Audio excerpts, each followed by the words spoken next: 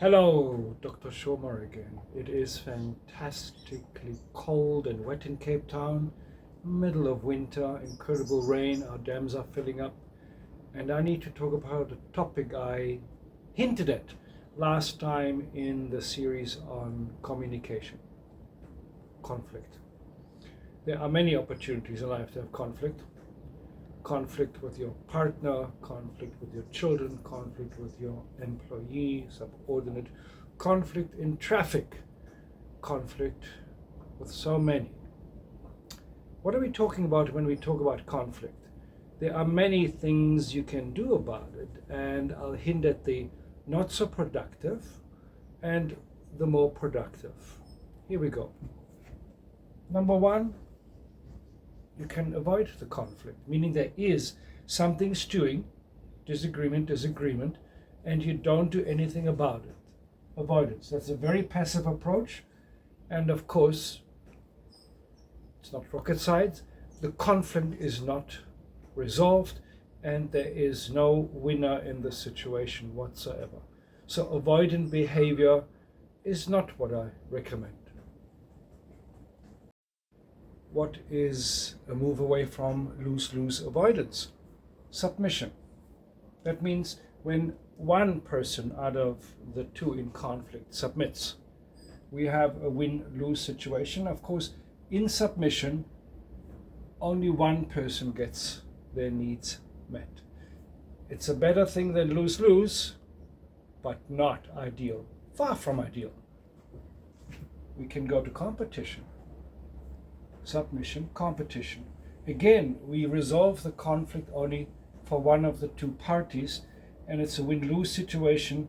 In competition, we deny the needs of the other. I win, you lose. Inside one, the conflict is still simmering.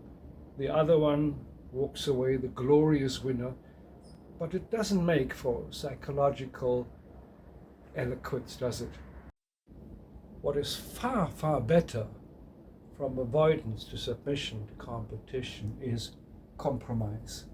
Compromise, as you all know, we step back a little bit from our position. So we partially resolve the conflict for both sides. That's not bad. Partial win, partial lose, not bad. Compromise is highly recommended. And in many situations in life, that's the only option we've got. What I would love to get at, if I can teach you the behaviors associated with this, is of course cooperation. We move from a very passive approach, avoidance, to a very active, involved approach of cooperation.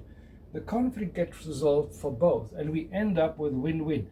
But of course, cooperate behavior is the most complex. You need to listen, you need to talk, you need to understand the other person's position. You've got to try and live in the other person's shoes, and they'll have to live in your shoes. It is complex, it is time consuming, but it is worth it.